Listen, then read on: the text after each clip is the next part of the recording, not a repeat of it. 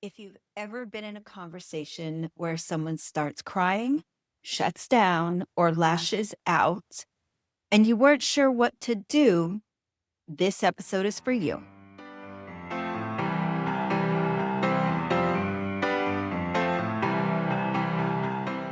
Hello, friends, and welcome to the Bright Morning Podcast.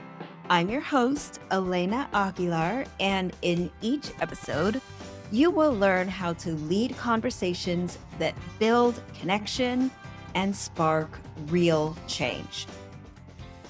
Okay, so today we are diving into one of the most vulnerable, most human leadership moments, which is what to do when someone breaks down in front of you.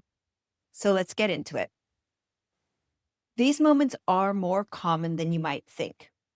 You're in a coaching conversation or a team check-in, you ask a question, and suddenly you are met with tears or silence or an outburst of frustration. And you freeze. You're not sure what to say or how to respond. And part of you might be wondering, did I do something wrong? So I want to take you back to a moment early in my coaching career when this happened to me. I was working with a teacher. I will call her Mina, who was navigating a lot.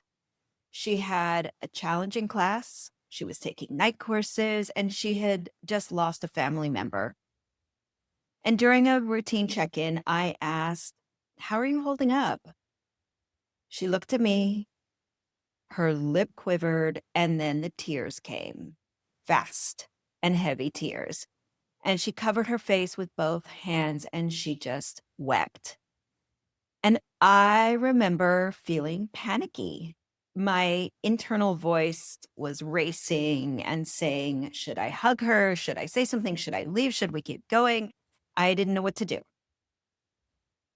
Here's what I have learned since then and what I want to offer you today. When someone breaks down in front of you, it's not a problem to be solved. It can be a sign that something important is finally being felt. Something is cracked open, and while it might feel uncomfortable, it's also an opportunity to meet someone with deep care. So what does that mean about what you do? First, ground yourself. You can do that by breathing, feeling your feet on the floor, and then remind yourself, I don't need to fix this. And you can say something simple like, I'm here. Take your time. Or even, you don't need to talk until you're ready. Your calm presence is more powerful than any polished response. And then after that initial wave of emotion, you might offer gentle options like, would it be helpful to sit in silence for a bit? Or would talking feel better? You could also say, do you want to name what's coming up or just let it be right now? Let them lead. Your job is to be a steady presence. Now, what do you do if the emotion isn't sadness, but maybe anger? Maybe someone slams their hand on the table or their voice rises. Now, that can feel destabilizing. But this core principle still holds. Ground yourself first. And then with calm and curiosity, you might say, I can tell that something big is coming up. I want to understand. Do you want to talk about it? Or you could say, let's pause for a moment. I want to make sure you feel safe and supported. So remember, you are not responsible for someone else's emotions, but you are responsible for how you respond to them. And here's something I really want you to hear. If someone breaks down with you, it often means that they feel safe enough to let their guard down. And that is a sign of trust.